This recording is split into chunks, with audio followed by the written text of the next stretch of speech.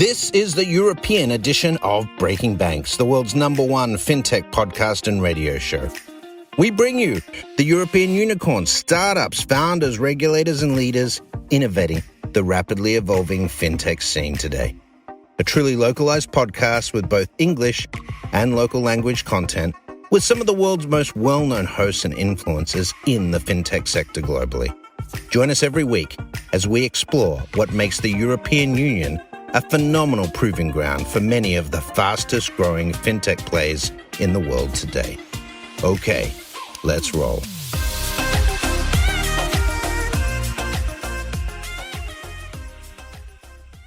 Hello, and welcome to the 35th episode of Breaking Banks Europe. Today we have a very special guest in Liz Brandt. Liz is the founder and CEO of Control Shift, a specialist consultancy, a data and innovation company that specializes in growth and privacy. And today's topic is tailor-made for Liz. It's about AI and privacy. And Liz, you've been advising Facebook and a number of other high-tech companies. Could you please say hello to our guests and introduce yourself? Hi, great. Thanks very much for the introduction, Ajit. And it's great to be here. As you said, I am the co-founder and chief executive of Control Shift. We specialize in how to use personal data to enable growth and sustainable growth. We've been working with, as you say, high-tech companies such as Facebook, but also banks, telecommunications companies, energy companies, many blue chip companies over the last 10 years to look at the trajectory of this market. How do we actually enable and empower individuals with data, and how do we to enable us to engender trust in our data market? And how do we then use that data to create value for organizations, society, and individuals? That's fascinating. So, Facebook, and I know you can't tell us too much about your work with your clients specifically, but Facebook is a company that always gets me excited in a good way and in a bad way. So I think they're a brilliant AI company, right? The quality of their products, the sheer amount of engineering that goes into some of their products is just incredible. I'm a big fan as an engineer myself. But at the same time, they're always in the news for privacy issues, right? And I think of them as an archetypal AI company that is always in trouble when it comes to privacy issues. What's really going on there? Well, as you say, I can't talk about exactly what's going on, but I think what we can reflect on is that if you are at the very front edge of this market, you're going to run into all of the landmines as you go forward. And I think any company would be. And in fact, many are. It's just that I think Facebook tends to be in the news more and is easy to identify. But I think what is right that you talk about AI and personal data is that intersection between the two is where we can do good and we can do bad, if you want to call it that. But wrapped up in that, it's not just about whether or not the AI can do the work and whether or not you can get to the data. It does become a little philosophical because you start getting into the governance and the ethics. And that can, in some instances, translate into, and many organizations it does, translate into a compliance question. Whereas actually it should translate into a growth question, because the opportunity for AI and data is not just how do I make my products better and how do I sell more things. There is a much, much bigger opportunity that we can all go for, where that data becomes a huge opportunity for us all as individuals to manage our lives more effectively. And in doing that, we can actually create more value for businesses, in our economies, and we can create more value in our societies. So if we can focus on that value opportunity, how do we use AI and personal data to do that? And then what's the governance framework and ethics that goes around that to enable it?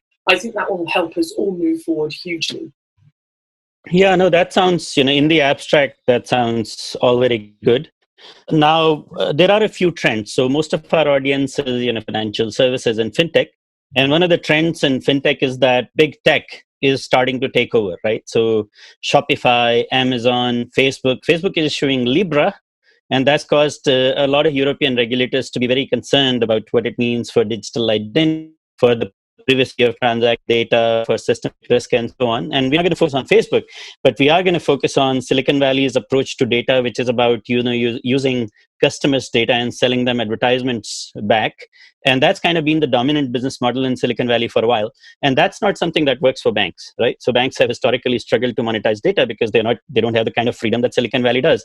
Now with Silicon Valley coming into fintech in a big way and starting to issue cards and other payments products and so on, is consumers' data at the risk of privacy violations to the same extent? So I think this comes down to what our banks are for. And as you say, the thought that they will use this to support an advertising model, data to support an advertising model, I think runs completely counter to what our banks are for. You could also say that banks might think they are a risk business and therefore the data is for risk. But actually, banks are there to enable our economies and enable people to live their lives. And I think there's a refocusing. Our work in banks has very much been around a refocusing on the purpose of banks and how data can enable them to be more purposeful and more relevant in people's lives. So and in doing that, there are incredible opportunities for new business models and new types of revenue that aren't about advertising, are more about helping people, and through that, creating new revenues. Let's face it, many products that are out there at the moment are about helping people. Advertising is just a way of getting those products to people. So my dishwasher definitely helps me. It's just a product. Whereas actually what we're looking at now is the opportunity to create products that help people from data. So for a bank, if a bank can help somebody better manage their money, and there are a number of these coming up through open banking and personal financial management tools, then suddenly they're relevant in people's lives. They're not just about making a payment and just tapping and making a payment and buying things and spending money. They're helping them manage their money more effectively. Maybe they're saving up for a holiday, helping them get better education, finding a new job. All those things are about helping me with my life. And data can do that. And data can help banks do that and become highly relevant in people's lives. And completely leapfrog over the business model of advertising. And I'm not saying advertising is going away. All I'm saying is, if the only thing we can think of doing with data is advertising, then the human race thinks the human race is a sad thing. Yeah, and to be honest, Silicon Valley over the last 10 years is a bit of a sad thing if we are to believe Mark Andreessen. And so Mark Andreessen and Ben Horowitz have said in their A16Z podcast in as many words that maybe Silicon Valley needs to go through a crisis so that we can invent new business models that do not rely on using data to sell ads, right? Now, with banks, I have done some consulting work in the past, and part of the problem is banks don't have two things, right? One, we don't have the level of the scale of data that Silicon Valley does. So we have transaction data, we have user data, but it's mostly structured data and it's finite in size. So it's not really built for the kind of deep learning algorithms that Silicon Valley relies on.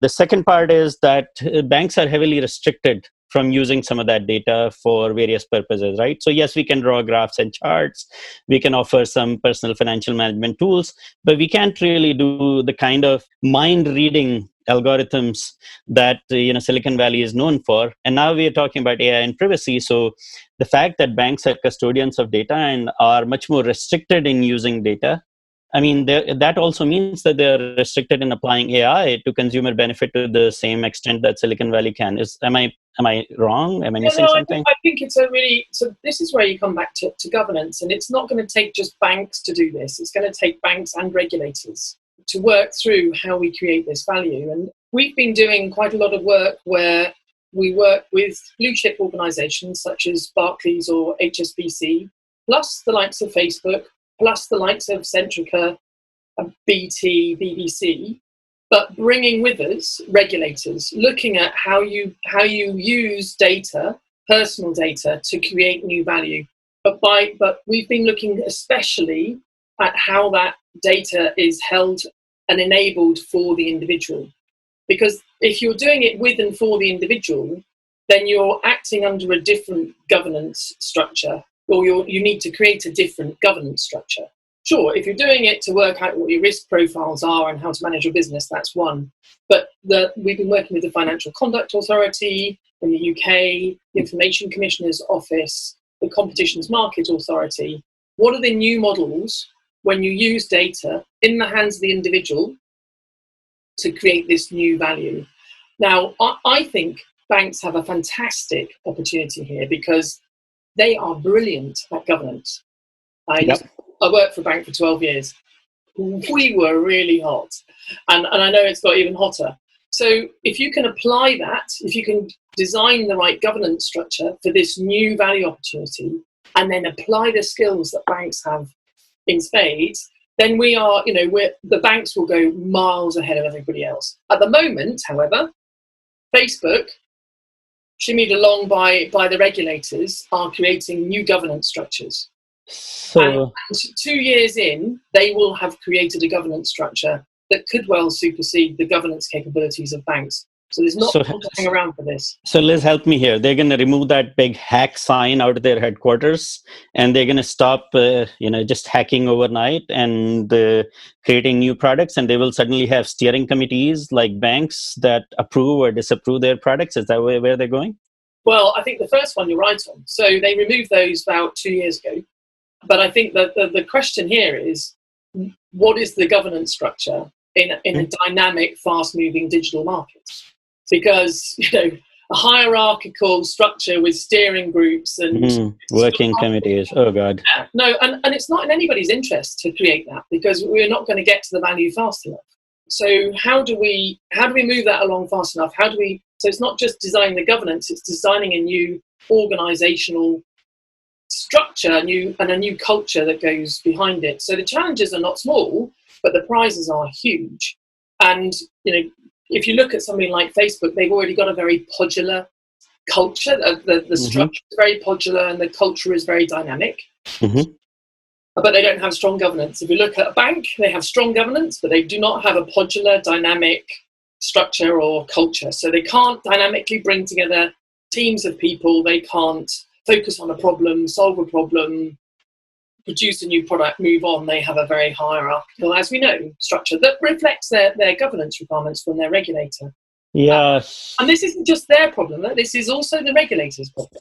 It is, for sure. So, I'm going to ask you one last question about Facebook. So their head of AI, Jan LeCun, has just Twitter in a blaze of glory because, they had some algorithms, and I'm a big fan of Jan as a student of AI. And because apparently some of the algorithms they applied had a certain amount of bias to them. So what those algorithms allow you to do is, if you have a blurry face, right, a low resolution image, then you can actually apply some of the sampling and some of the deep learning algorithms to recreate the actual image from there. And apparently those algorithms work better for certain ethnicities and don't work better for certain other ethnicities. So, this whole idea of resampling and the whole idea of recreating people's images and data from data that might be obfuscated is not just a bias issue, it's also a privacy issue, right? So the natural tendency for engineers like me and others is to essentially solve the technical problem and not necessarily worry about some of the other implications, right? Some of the ethical and other privacy implications of the data. Now, so that's a bit of a culture change for big tech. And as it enters into financial services, as big tech starts to invade financial services, that culture isn't going to change overnight, right? We can create whatever governance, but Silicon Valley is proud of fail fast, move fast, and break things. So if we're going to launch a Libra and we're going to launch, Shopify products and so on, is it simply a matter of regulators going to these big tech firms and saying, guys, you need to create a governance structure? How are we going to drive the culture change? That's interesting, isn't it? So I think here in the UK, the government have been trying to move fast and fail fast. And I think they've broken a few things as far as trying to do things like our COVID app. So I think yes, that one. And I think and I don't do that because I want to point at it and mock it, but I think it's about our perception of an organisation and how they need to be solid and reliable, and if they don't move in a certain way, whether that undermines our trust and our belief in them. So we have. So therefore, if you try and apply that, if you think about that and apply that to banks, there is a brand challenge in this. That move fast, fail fast culture is going to be quite counter, not just to the culture, but also to the brand. At the same time, when you get the likes of the big tech companies trying to move into the finance sector, you may find that they culturally don't fit into that because people don't trust them enough to be reliable and solid enough to actually manage their finances. Having said that, they can pick away at the low-hanging fruit that's got all the profit in it and leave the banks. Yeah, that's what my friend David Birch says. They're just picking the cream on top of the cake. Of course, there's no money in the pipes.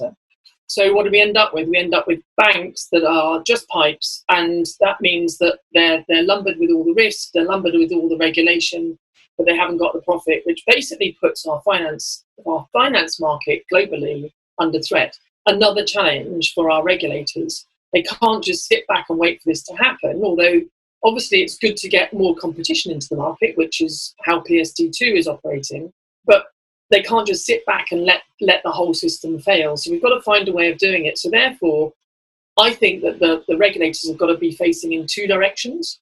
One, towards the big tech, and two, towards the banks. So they've got to be pushing back on big techs and pushing forward with the banks. And I think they're doing a jolly good job in doing that. You know, the work that's going on, for instance, the Treasury report, the Furman review in the Treasury report in the UK, the further review of the Competitions Market Authority on the online advertising market, pushing back into the big tech markets. And then you've got what's going on with open banking and the advisory group that I sit on in the open finance market, where they're looking at moving open banking into pensions and insurance, forcing the banks to move and change their culture. And what I see is not a technical project. What I see is a culture change project. I see a whole program of work that's about transformation of a sector, but not just a transformation of a sector, but transformation ostensibly of our economy and our way of living. But you know, I think there's a big job. The regulators are working very, very hard. To move both in different into a common direction. So this is, I use a line to annoy my fellow Europeans, and this is how it goes. China is innovating, US is designing, and Europe is regulating. Okay, so now we have covered this whole regulation and crisis side of the privacy and AI issue. What about the opportunity? When you go to your clients, what opportunities do you talk to them about? What products or services should we be creating in Europe, in fintech, that will, using privacy and AI as the sources of opportunity? What's out there? Because I just don't hear enough about people creating AI-driven products that somehow use privacy as an asset rather than as a problem. Yeah, well, that's actually a very big question. So, as you well know, we've got a number of layers, if you want to call it, of value that can be created in our personal information and the AI market. And one of the big ones is infrastructure. And the infrastructure embeds in the standards and the governance and the ethics that we've talked about around how to get that data to flow. And I often think about it as similar to an electricity market. So how do we get the electricity to flow safely to people's homes? Therein lies a massive opportunity. So many conversations with banks and the like around the opportunities there. And then on top of that, there's opportunities to help people to make better decisions and manage their life more effectively. What would be an example of such a product? Yeah, what have you seen in the market? So things that are being worked on and we publicly are working on are things like helping people manage their mental health, helping people to more responsibly manage their finances, helping people to manage their careers, helping people to start up businesses, get back into work, helping people to build out their social life. So there's a whole swathe of value opportunities that sit on top of that infrastructure. So the two layers fit together. And we've got to have the infrastructure layer to make the top layer work. Banks are very good at the infrastructure, brilliant at the infrastructure. For sure. And I think there's a massive opportunity there. We did some work some while back with Swift looking at what they call the digital asset grid. And I think that still persists. That work is still relevant today, how banks can actually enable that data to flow and safely flow around the market. And in there is definitely value to be had. And then there's value on top of that, as I said. One of the things we're working on right now, which is easy to talk about because it's in the public domain, it is slightly tangential to banks, but very interesting for banks. And we're working on it with HSBC, Facebook, Public Health England, and a company called Big White Wall, along with regulators. And that is for mental health. So how do you use data to help people manage their mental health? And you say, well, why is that relevant to banks? Well, it's massively relevant. It's totally relevant to banks. In fact, Brett and Moven have a whole suite of applications for financial wellness, and mental health is a key factor in determining financial wellness of an individual and of a family. Now, I think but now you just suddenly have me worried about Facebook knowing about my mental health and using it to track my money. Should I be worried?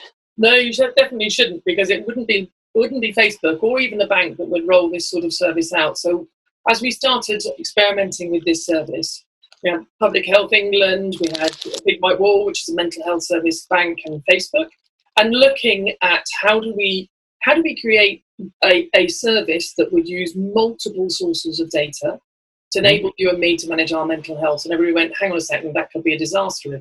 If Facebook rolled it out, this would be a disaster. Like Libra, right? But they were the first people to say exactly that. It needs to be somebody that you and I would trust. And we went through, would it be your GP? Would it be your therapist? Would it be? But there's certainly a role for somebody to play, and it's probably an entrepreneurial role, but a trusted entrepreneurial role. So, for instance, something like Big White Wall, maybe less entrepreneurial, but maybe something like Bupa, the big health insurance companies, would be interesting as well. But it's really interesting and valuable for the banks because it is about how. So I worked with a Spanish bank a couple of years ago on a data privacy project, and what we realized is that one of the things banks are really good at is being custodians, right? So holding assets safely on behalf of other individuals and households and companies. So I think that custodian role is something that banks immediately understand, right? You talk to a client in banking and say, hey, what about custodying data, right? And then they get it immediately. So Facebook is not great at that, and big tech is not great at being custodians. They're great at crunching that data. They're great at imagineering and creating new products and services very, very, very quickly. But that custodian role doesn't, that's just not familiar. So I think if that's probably where there is a huge opportunity for partnership between banks or fintechs, regulators, and big tech somewhere. There definitely is. And the thing that we've been looking at is taking data from multiple sources, such as my Fitbit data, my activity data, my sleep data, my media consumption data, and my finance data all together. And there was a question at the beginning when we started looking at this, which is, well, can't you just read it all from your finance data? Well, if you think about that data that I just spoke about, your activity data definitely doesn't rock up in that, and neither does your sleep data. No, it doesn't. And Brett has written in his book, I think Banks 4.0, that one of the things that big tech does really well and banks don't historically is context, right? Because the context is always with, let's say, Amazon.com or with Facebook or Fitbit. They know what I was doing when I made a financial transaction. Right. So all that a bank knows is the name of the merchant I paid at, what I bought, maybe not, and what was the time and so on. But the richness of the data big tech has, or some of the e-commerce firms have, is just incredible. And I think combining those in a way that protects privacy can create a lot of interesting products and services for customers that we haven't even thought about. So, if you have any other examples or any advice, so I think we're coming to the close of 30 minutes. What advice would you give fintech entrepreneurs and banks, especially fintech entrepreneurs, about using privacy as an opportunity in creating their, computational math and AI-driven products and services? So, Ajay, I wonder if I could answer a different question, if that's okay. Sure, please go ahead. So I think going back to the previous question, there's another very big element to the opportunity to open up value in our economy, especially around Europe, and that is one of investment. And what's pretty obvious is that one of the reasons the Americans can move very fast is because when they move, they bring large amounts of money, often from their pension funds. Whereas in Europe, the pension funds are not involved particularly in bringing large amounts of money to invest in the high-tech markets. Yep. And that completely delimits our ability to move fast in this market. 100%. We work with lots and lots of innovators and entrepreneurs, and I've run up a number of digital businesses myself. We can get early stage money. You can't get second stage money. It's very difficult to exit anywhere for an investor in Europe. You have to go to America to exit. We haven't got that sort of second stage. No, we haven't got those long horizon LPs that can wait for investments to produce returns over 8, 10, 11 years. That's correct. And that's a real problem. Now, we've started to build out a whole entrepreneurial market, which means there's starting to be a community of entrepreneurs that can actually be invested in and have got a track record. That I just don't see that coming forward with the investment that we need in this market. So if you ask me, what would you advise entrepreneurs right now? I'd say go to the States and do it there. The problem is... or China. Well, the problem with both of those is they don't have the same privacy regulation, they don't have the same cultural environment within which to operate.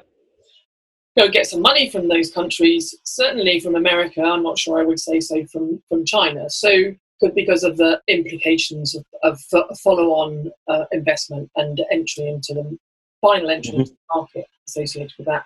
But we're lacking that, and if as Europe we could actually open up those second, third round investment markets, then I think we could run very fast. And at that point, privacy and how we govern our data will become a complete differentiator for our economies.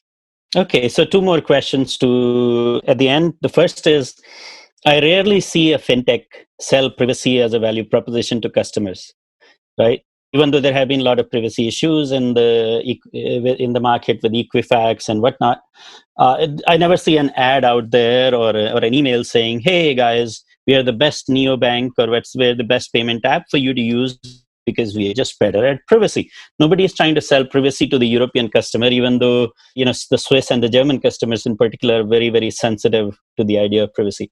Why is that? So I think there's a really two interesting elements to that. One is whenever we test out new services with consumers and bring privacy to the fore, it creates a problem rather than solves a problem. So you can talk to them about and show them and work with them on amazing apps. But as soon as you say, and by the way, it's all private, they say, "Oh, hang on a second, now that's a difficulty. I've just shared all this data and I don't think I feel comfortable with that." So as soon as you talk to it and point to it, it causes them to cognitively connect with the privacy issue, and that means that they don't the uptake is poor. So how do you solve that? How do you solve a problem with that? So what I think is really interesting is what the European Commission is doing at the moment.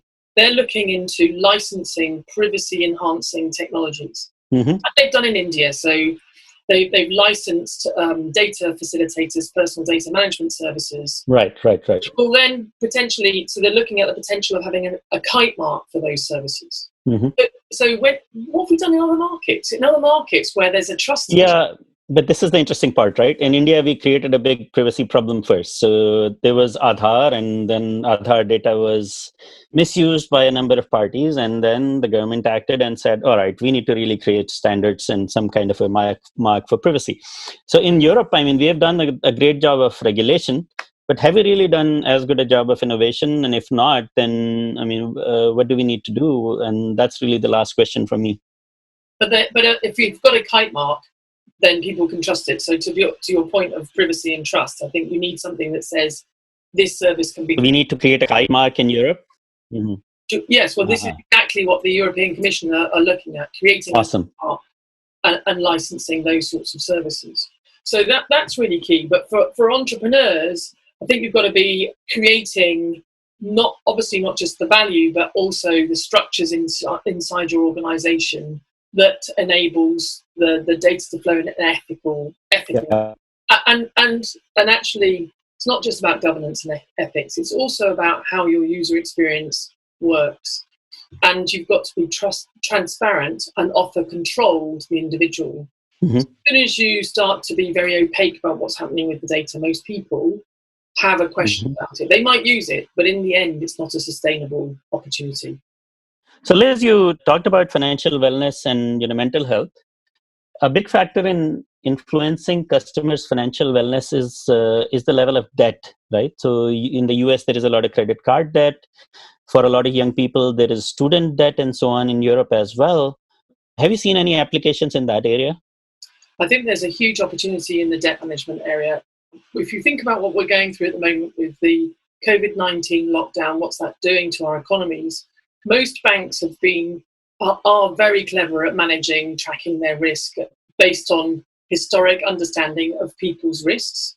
But at the moment, we're just facing into a time when individuals' risk profiles will change overnight with unforeseen changes. So how banks manage that, it is going to be very difficult, and that's an existential threat on the balance sheet and bottom line for banks.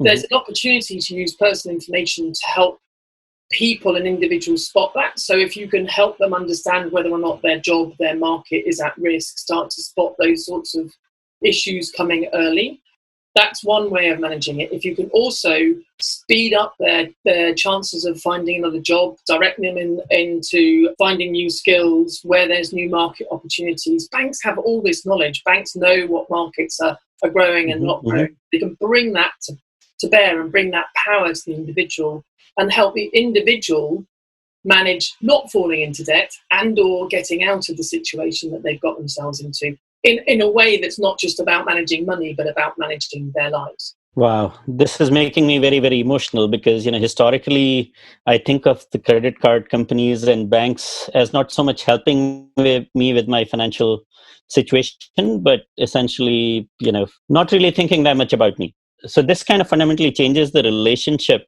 between financial institutions and fintechs and the customer, where you essentially, there is this a next level fiduciary type responsibility or a certain amount of care that you can bring to the financial relationship, primarily because you have data that nobody else does, right? So for example, Silicon Valley has data about me that's very contextual, is very rich, but they don't actually know where I'm spending my money. And having data about my financial situation and combining that with personal data draws a very, very rich picture of what my real needs are. And if that can be done in a privacy preserving way, I think that's a fundamental shift. And are you seeing any products in this area? I mean, should we expect a big product announcement? It's early days on that, but we're in the midst of bringing together a number of organizations. If anybody's interested in participating in that, to bring together that data set, the rich contextual data set along with the financial data set, to then look at how we can create new services for individuals and put banks back into a really relevant position in people's lives, helping them. It's about relevance, isn't it?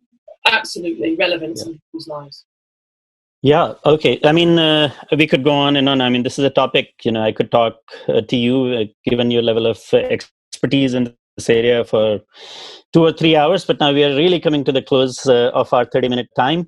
So where can our listeners find you? How can they learn more about the work you're doing, and what's the best way to reach you on the web? Well, I would like to say that, we could all meet in a pub somewhere, but obviously under lockdown, that's not going to be possible. So the best place to go is to look at www.control-shift.co.uk, and you'll find our materials up there, various videos, etc. That's probably the best place to go. There's a lot on the web around the work that we've done with governments, organisations around the world, including WEF, regulators, legislators, large think tanks. So go to our website, you'll find a fair bit there. Search for us around the internet, you'll find a lot there. Great. Thank you so much, Liz. We would love to have you back on our show at some other time. Appreciate your time today. And this is Ajit Tripathi signing off from Breaking Banks Europe. Hopefully this was really, really useful. And thank you to our listeners, and Liz, to you for joining us today. Thanks.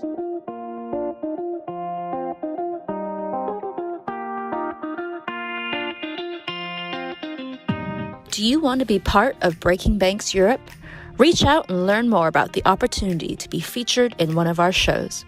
With over 1.6 million listeners and counting, Breaking Banks Europe is bound to become the place to advance critical dialogue in Europe and the UK fintech scene. Reach out on Instagram or Twitter at Breaking Banks EU, or go to www.provoke.fm.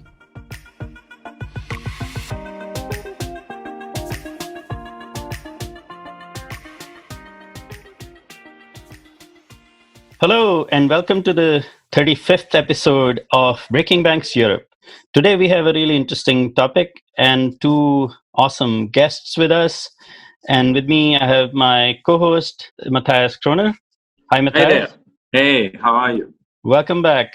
And I have Gil Perry, CEO of DID, who are there to serve and protect photos and videos from face recognition. Hey, happy to be here. And we have Fabian Eberle, co-founder of Keyless, which is a cybersecurity company building biometric authentication solutions. Hi. Hello, everyone. Thank you very much for having me.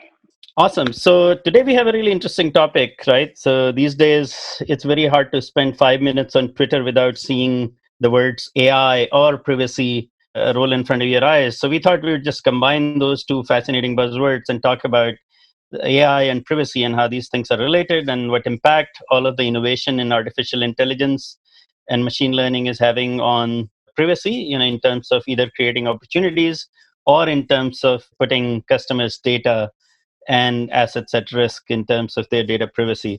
So thank you for joining.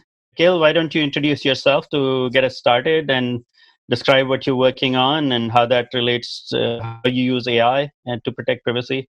Sure. So I'm Gil Perry, CEO and the co-founder of DID. And as you said, what we do is we protect privacy in photos and videos, protect from face recognition. And we have two main solutions, use cases. One is protecting photos and one is protecting videos. So when we protect photos, we sell mainly to B2B2C organizations, channels to consumers, the organizations that store most of our photos. And we take photos, we process them. The result are photos that look very similar to the human eyes, but they're actually very different. And face recognition engines will not be able to recognize the people in the photos anymore. So it's for protecting privacy, protecting against governments or organizations such as Clearview, HiQ, and tech labs, which are scraping our photos. And then when we go out to protest or we use dating apps or just upload our photos, we will be protected. That's one use case. The second use case is our video anonymization solution, where we target mainly mobility and CCTVs. These organizations are capturing today petabytes of videos. Cars are now all putting driver monitoring systems to make sure we don't fall asleep, and CCTVs are everywhere. And they want to capture as much information as they can, upload it to the cloud, and use AI for many use cases. And they have a very big problem, which is GDPR and privacy regulations, which are excellent policies. So they need to blur the faces. And then they lose all the important information which they wanted, such as age, gender, emotion, gaze direction, gender, etc. What we do, instead of blurring the face, we replace the faces in the video with computer synthesized non-existing people, which, unlike the photo solution, they look completely different, but they have the same features, same attributes, same age, gender, gaze direction, emotion, state, if you are tired, if you are drunk, etc., if you have a fever. So the companies can now upload the footage to the cloud.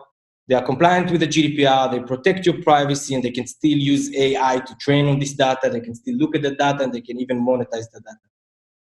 Awesome. We'll ask you a lot of questions about that. Fabian, what's your story?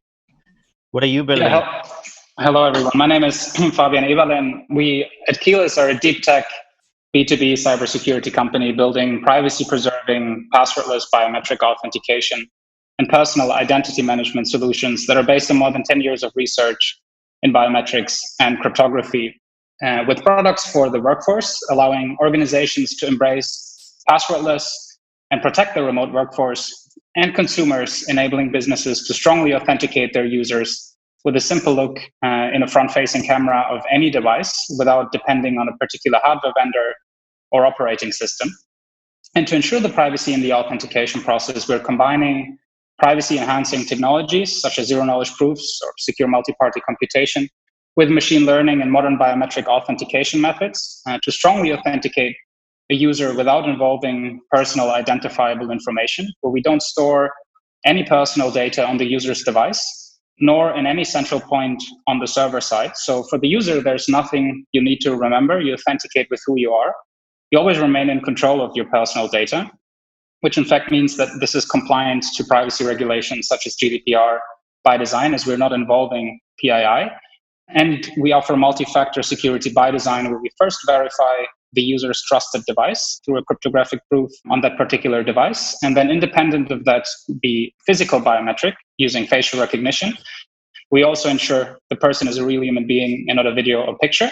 And very soon we will introduce behavioral elements as another third factor in the authentication process without introducing any added friction, such as keystroke dynamics or the way you swipe on the screen. So with a one-look process on any device, you have PSD2 and GDPR compliant strong customer authentication, either for the workforce as a passwordless or frictionless single sign-on or universal multi-factor, or for the consumers as a strong customer authentication solution that makes banking and our everyday lives much easier than the PIN codes we currently copy and paste. Awesome. So yeah, so this is getting very technical very quickly, right? Because of the nature of the topic, and that's a good thing and a bad thing.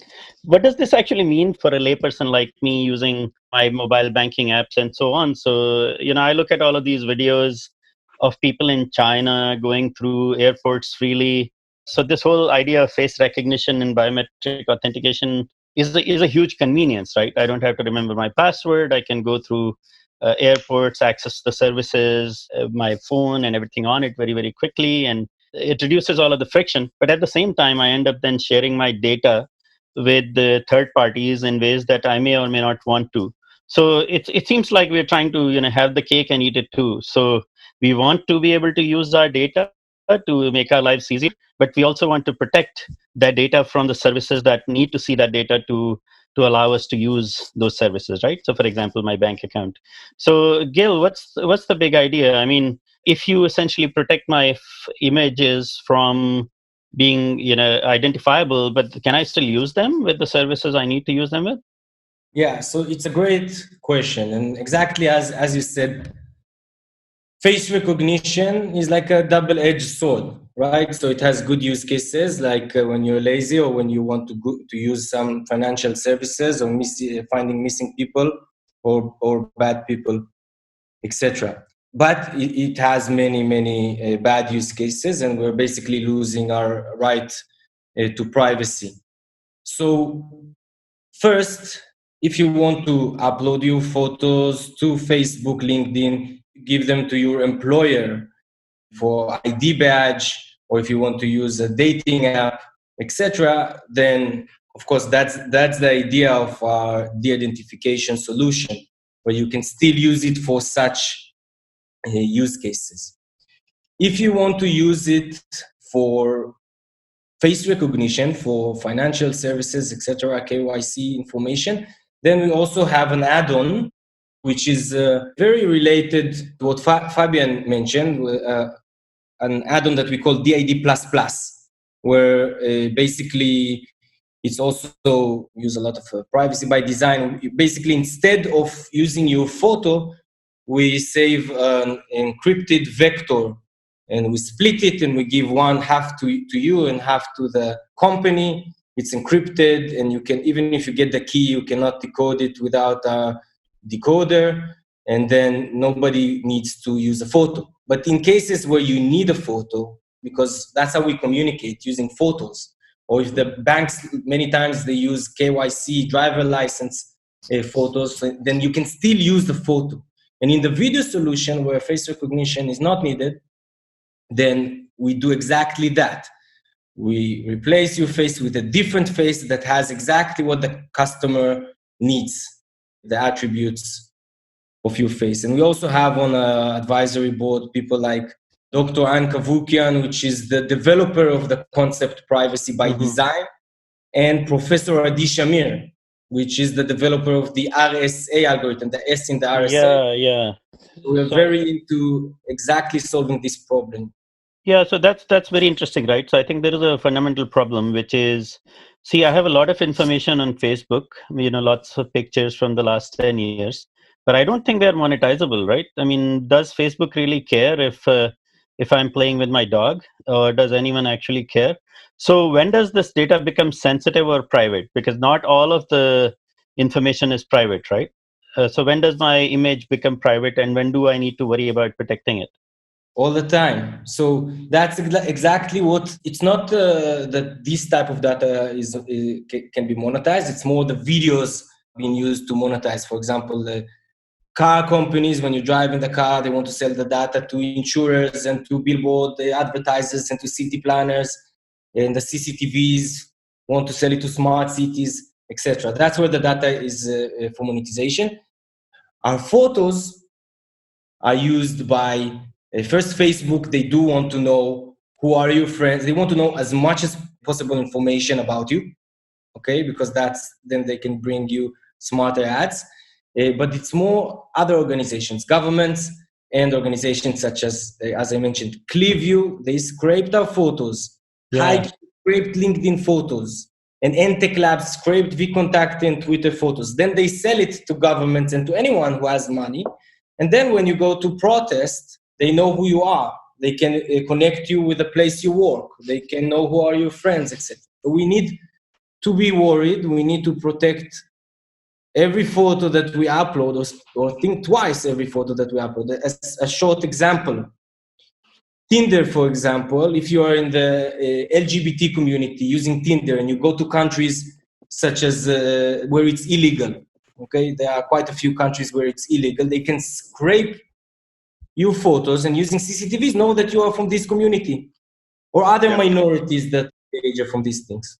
Adrian, and I would even add on to say, okay, your photograph playing that on which you play with your dog is quite monetizable, because the next social media ad for dog food is on your account, and this is a very low hanging fruit. And as Jill is saying, this information that you obviously love dogs, you obviously love animals, whatsoever your geolocation is in it as well, and so on and so forth, is absolutely leading into this direction. And let me kind of create this umbrella of the discussion then. So it's about, on the one side, yes, Ajit, you're absolutely right, it's about convenience, right? So we walk through all these kind of blogs we see where people write, hey, I pay with my face, isn't that awesome? And so on. Is convenience, because yes, we might forget our cards, yes, we might forget our PIN code, but I've never seen a person being that stupid to forget the face at home. So so it's about simplicity. So and let's call it like this, it's about stupidity on the one side. So convenience and stupidities, I would say, are siblings, in some sentence, on the one side. So on the other side, it's about privacy, and then I have to say it's about liberty, right? It's my civil rights. But Jill, we would maybe state by state define the term civil right differently. Our basic human right to privacy. Yeah, it's about privacy. And on the other side, of course, it's about security, right? I want to have, now coming to my banking account, I want to have a secure account. I want to be sure that I cannot, my account, it finds itself to be as difficult as possible to hack it. In the same time, I have maybe I'm illiterate, I cannot really write or read. When we had the examples in South Africa where you have to have a fingerprint on the ATM, and then suddenly people started to chop off the finger in order to use your finger for that ATM, which really happened, as we know.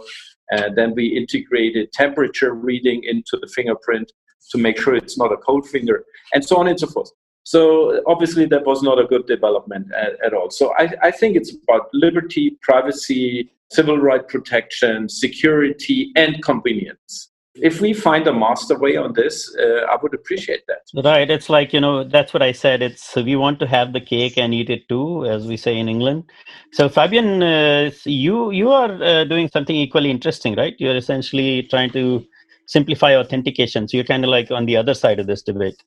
Yes, but just to add on what has just been said, I think it all can be subsumed under the frame of trust, where I think, yes, privacy as a fundamental human right and nothing we can trade is essential and I think can coexist with commercial success. I also believe that privacy protections like GDPR or CCPA in principle are good, but what it really takes is a look beyond privacy to more of a tech reform. And I think this belief of a surveillance society, especially here in Europe, is not so much driven by certain governments, but actually in the interactions we have online in our own digital lives. And the fundamental element here is that the question of the incentives that drive this mass data collection that Gil just mentioned and the underlying business model that these companies are having. At the core, it's that behavioral advertising model that companies like Google or Facebook and others engage in, where they say their products and services are free. We interact with them, but in fact, we all pay, and we all pay with our data.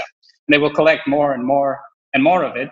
And they collect that data, use AI and machine learning algorithms to essentially manipulate us as users in actions that drive their profits, whether that's clicks, purchases, or insights that are generated through these analytics, as Gil mentioned with the photos, based on these data. So the problem with, I would say, a law or a regulation is that it can't really be that specific, and innovation is driving these boundaries. As a user, I love personalization. I love customization. So I think one way to make that happen is to shift to how we perceive privacy as a function and what role it plays within this innovation process. And I think how this is linked to the business model that underpins that, from moving from a mere, I would say, compliance and risk management perspective, as it is seen with most of the customers and companies we're talking with, to essentially become an enabler for economic success or a differentiation in how users perceive a brand. I'm going to interrupt there, right? So let's get very, very specific, because, we are in Europe, and, I travel around the world, or I used to travel around the world before we had this virus thing.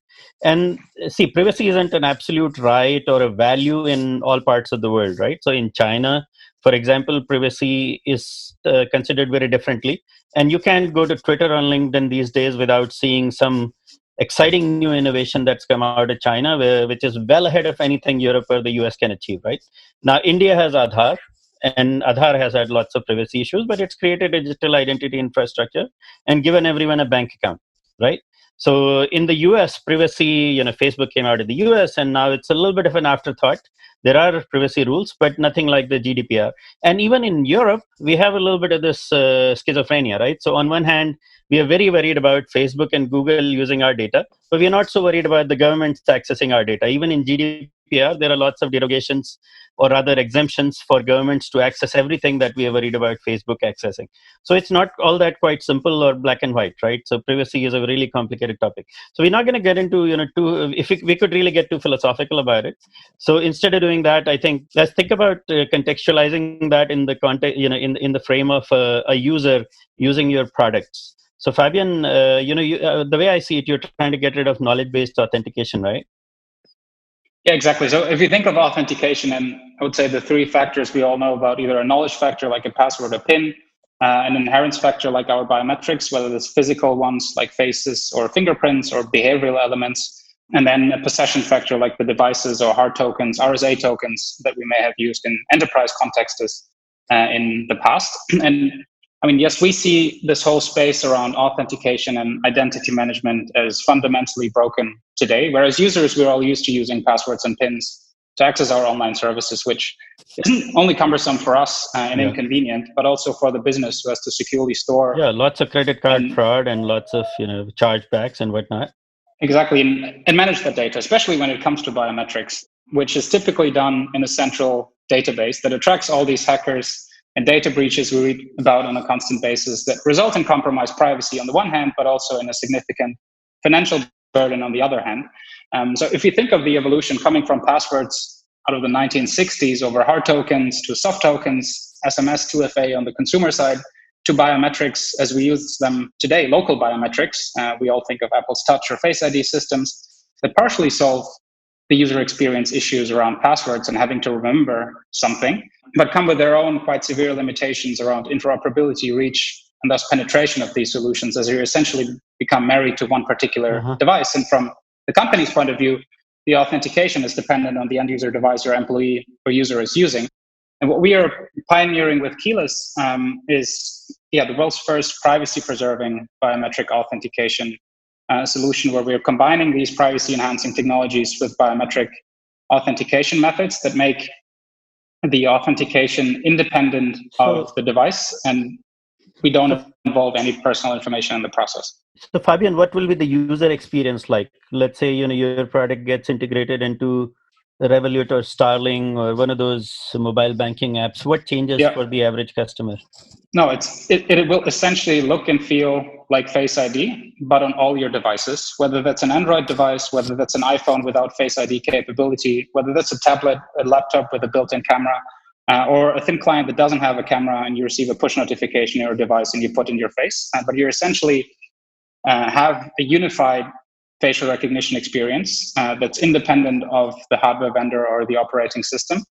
And what we're essentially doing is not only biometric authentication. This is one use case, and especially multi-factor authentication. So you don't have to have that second factor, or the second factor is implicit with the trusted device that you use, which can be any device that you want to use and not dependent on, say, a particular vendor like Apple. Okay. But what we're doing is biometric key management. So at the end of the authentication process, you recombine or reconstruct through secret sharing your cryptographic key or private key on the device that would essentially allow for other use cases like signing signatures, etc.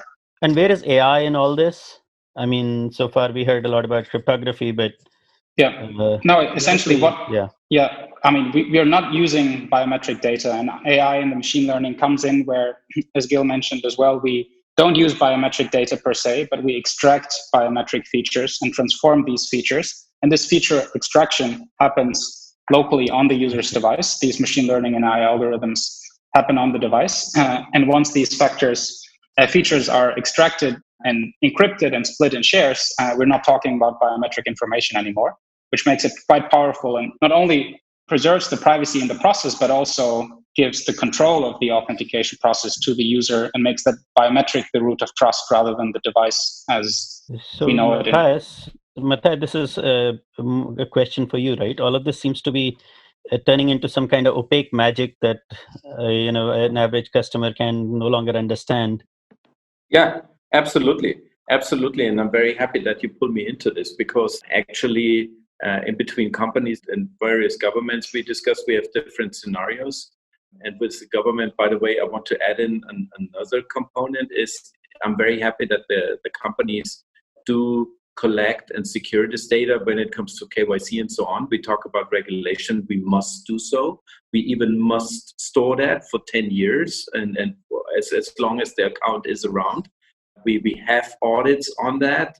The regulator comes along and double checks on that. But what happens if I, as a company, I'm not, let me say, operating on a state-of-the-art infrastructure and somebody's stealing the data? I would say this is another very critical component to the whole thing, irrespective of AI, because you asked me that. So, yeah, well, I'm happy for any kind of encryption, just to end up the other discussion, Fabian. So Gil, you have something very clearly going on with, what is it, convolutional neural networks, if I were to try to impress people? I mean, what are you doing with the photos to make my wife still recognize me, but not the law enforcement people? Exactly. Yeah, but now it will get a little bit technical, but it's interesting. So basically, what we do in high level, we use AI against AI, okay? But it's an iterative optimization process. So you can think about it like a min-max problem set of equations, where, like a parable where you need to get to a minimum point. Where our input is an image, any type of image in the photo solution. Let's say high resolution, 1 million pixels. Then using our encoder, which is an AI part, we can take a photo of the matrix and transform it into a vector, 512 most important parameters.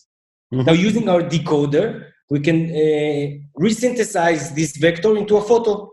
Okay, so you take my photo, you turn it into a bunch of numbers, and the photo looks the same, but the numbers look different. It's like a compression kind of algorithm, but then now we're starting to add deltas iteratively in a smart way to this vector. We change the vector. Okay, it's very, very hard. It took us dozens of accumulated years of work of top deep learning experts to be able to change this vector. And later on, when you resynthesize it into a face, that the face will not look like a monster. So basically, we change the vector until we satisfy the loss function, the set of equations, which basically means in high level, we minimize the score of many face recognition engines, which are kind of orthogonal to each other. I see. And maximize human similarity algorithm that we've developed. Once this is done, we use a decoder to resynthesize the photo, then we use super resolution and other things, and you get a protected photo. So this is slightly worrying because first of all, you're telling me that to a computer, I'm just a set of numbers, right? And the second thing that worries me is that now mathematicians are playing with those numbers. And on one hand, mathematicians are trying to figure out who I am and violate my privacy. On the other hand, mathematicians are trying to protect my privacy by fudging those numbers around. So now I'm living in a world where I really don't understand anymore what's really being done to my data, and I'm completely dependent on some PhDs in cryptography and PhDs in mathematics to keep my data secure. Okay, so that's a very interesting world we live in. Now, what can an average user do in this environment to essentially, make sure they have access to the right services, they're able to test and verify the products they're actually looking at, or they don't need to be aware and somebody will take care of them? Because we can't go from a world where the government is supposed to be taking care of us to a world where some math PhDs are supposed to be taking care of us, right? That's not a good answer. So no one will take care of us. And I suggest first, to be aware. I can recommend the book, The Age of Surveillance Capitalism. Just be aware about what's happening and think twice when you share your photos. We are currently selling to companies. It's easier for us. Hopefully it will be in one of the phones soon and everyone can use it to upload photos, to take photos, to connect with social media. But we are getting many requests now from tons of people to launch a consumer app, and we are considering that. Jill, are there also banks requesting that solution? Because as we are a financial services centric podcast, I would ask you, Jill, and Fabian as well, is if I am the decision maker, so to say, the CIO or the CISO, the Internet Security Officer of a incumbent bank, what would you tell me then? How would you approach me? So a Fortune 100 company, one of the largest financial organizations, is using our product. And I would recommend CISOs, any bank that stores KYC photos, facial photos. We would love to help. I believe it's a big risk. And that's basically it. Okay, Fabian? Yeah, from our perspective for the passwordless authentication solution within the enterprise, in fact, passwords are the reason for 80% of all data breaches and 50% of all help desk calls. So there's a huge cost element in that. And a simple password reset, just in terms of time that the help desk labor costs, is $70 for a simple reset on average. So removing passwords from the experience doesn't only remove or increase or improve the user experience in it, but also have a direct impact in total cost of ownership. And on the consumer side, it's essentially making strong customer authentication much simpler for banks or payment providers and digital wallets, but at the same time also more secure and unified in terms of experience across devices. So let's flip the question on its head a little bit. AI is very data hungry, and especially deep learning models consume a lot of data. In fact, the more data you have, the more advantage you have in terms of competition, the more competitive advantage you have. So now economies like China and India and the US, where there's a lot of scale, right? There's lots of people, lots of data being produced all the time, and it's all homogeneous, right? So it's like one country, one political system. Europe is highly fragmented already. We have lots of different countries. We try to harmonize regulation all the time. But with higher standards around privacy, are we really falling behind as a continent in artificial intelligence? Is privacy affecting our competitiveness? Yeah, it depends. For sure, a country like China has an advantage when with their mass surveillance, but then there is the minuses that come with that. But I believe that our video anonymization solution can solve exactly this gap while protecting people's privacy. So, for example, a big focus of ours is automotive companies, as I said, are putting cameras inside the car. The data monetization for car companies is estimated to be, I think, $500 billion. And the most important data is people, and that's the most sensitive data. So exactly by that, and we are now in very advanced stages with the big OEMs and T1s in Europe and in other parts of the world, but especially in Europe. And using our anonymization solution, they can now upload the footage to the cloud. They can look at the footage, improve the UX of the driver. They can train their DMS or ADAS systems. They can train their AI systems, and they can even sell the data. And it's not you in the video, and you're totally compliant with the GDPR because of Recital 26 that says if you anonymize the data, then GDPR does not apply. And then it fills the gap.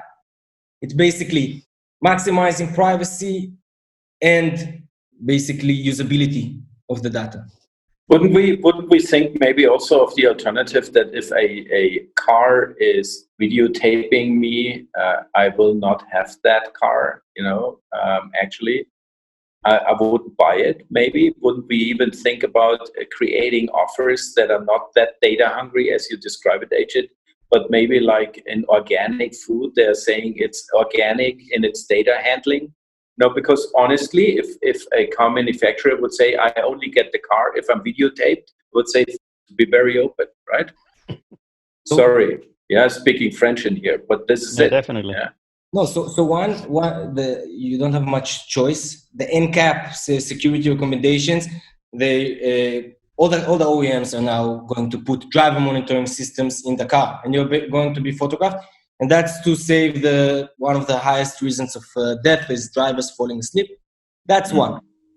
Second, insurance companies, for example, they offer you discounts, 10% discount if you are going to put a dash cam on in your car. So I agree with you, and we are trying to have a win-win situation. I think what you're describing is really interesting, right? So I have a friend named Gela Boskovic. She's very, very popular, and Matthias and I have a common friend.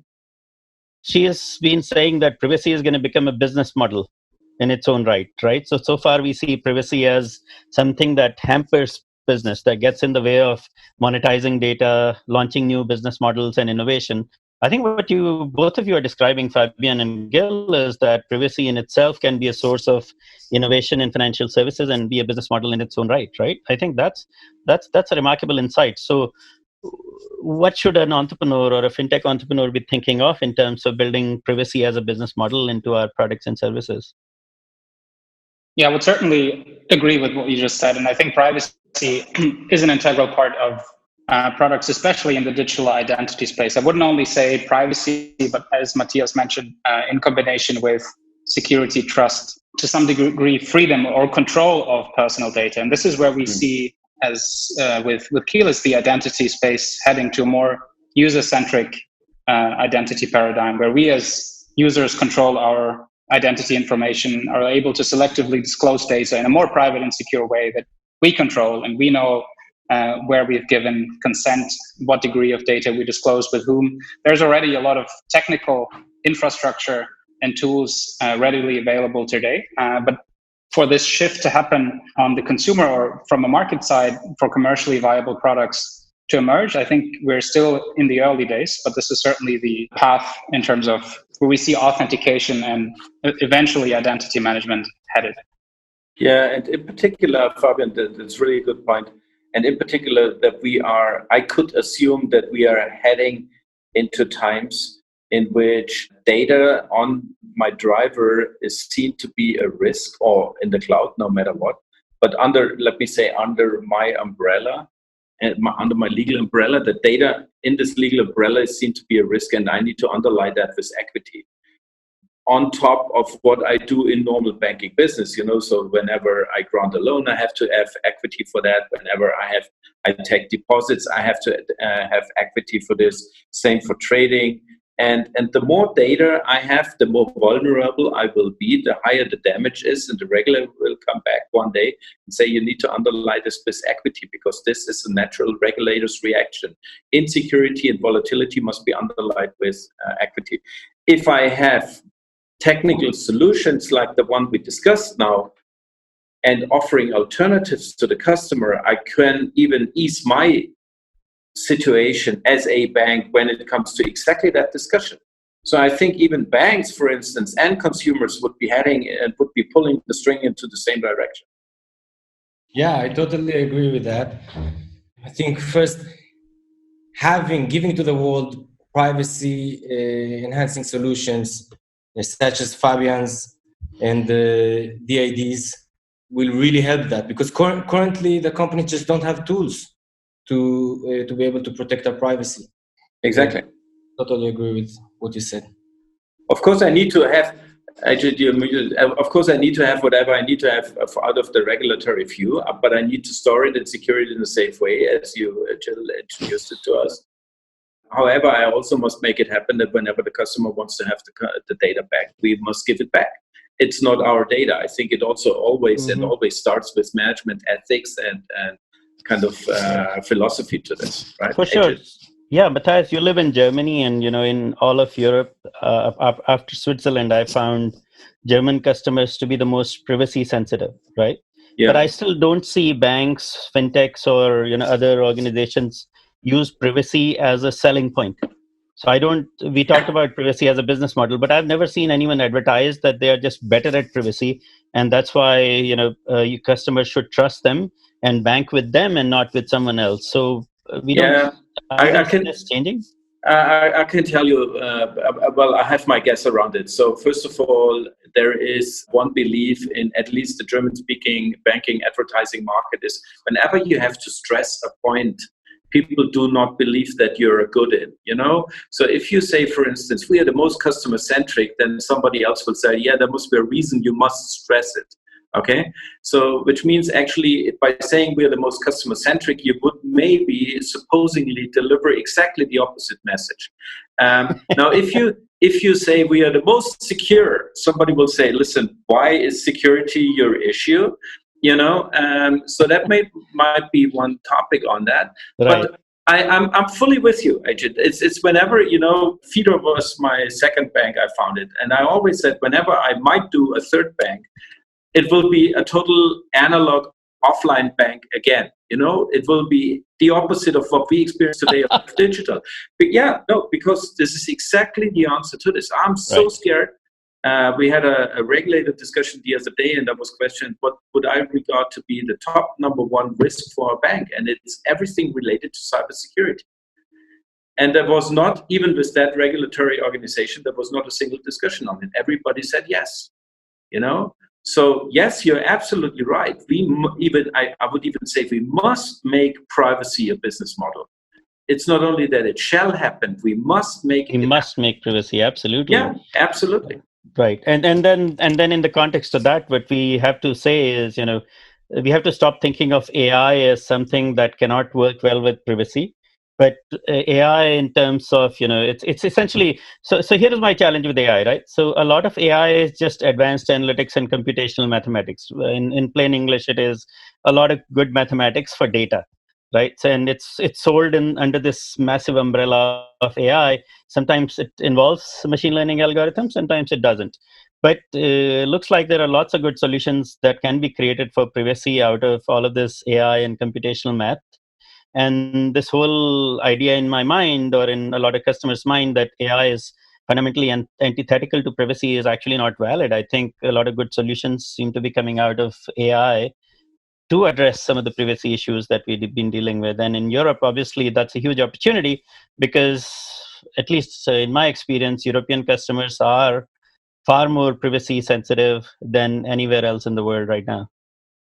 Actually, I would say in the times we are heading into, with all that volatility coming along, with state-driven cyber attacks and all that stuff. I would say this will be a unique selling proposition when it comes to ecosystems. Having a strong environment which is very sensitive on data handling, data management, definitely will be I'm convinced, and please grill me, and Fabian and Jill, please contradict strongly on this, but I think will be a superior system fit for the future. Yeah, I totally agree with that. And I think for companies who protect privacy, a few years ago, it was pretty hard. And no one cared about privacy. And it was just when GDPR was introduced. But I think these days are good, and things like GDPR and other privacy regulations are doing good.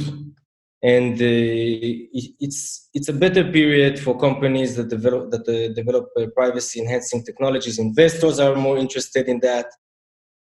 Customers are more interested in that. In Europe, now it's starting to be in the US. In Japan, they're very concerned about privacy. Also financial organizations in Japan. And I think that it will bring value for companies that introduce privacy enhancing solutions and tell their employees and their customers that they protect their privacy, really protect their privacy. Yeah, I would just add one philosophical remark from a blog that I read from Naval Ravikant, the founder of AngelList, who said that the destructive powers arrive long before the protective powers of disruptive new technology, where if you think of the discovery of the nuclear reaction to the first nuclear bomb, the time was much shorter to the trip when we got the first nuclear power plant. In the same way, we may have huge potential for AI for good if we use it responsibly with privacy built in to solve really critical issues, not just to make payments simpler or authentication in the enterprise systems, but challenges around climate change, healthcare, transportation, that all require processing and analyzing of huge sets of data, personal data, behavioral data, geolocation data, and other quite sensitive information. And if you get that right, I think we can have a pretty powerful impact to society overall. I'm very happy, Fabian, about that more or less kind of positive outlook and remark, because it leaves us not in a dystopia, but in a hopefully positive utopia. But we're coming to the end of the show, actually, sadly, and really time was flying, because as you can see, it is a very emotional, legal, whatever, multidimensional topic.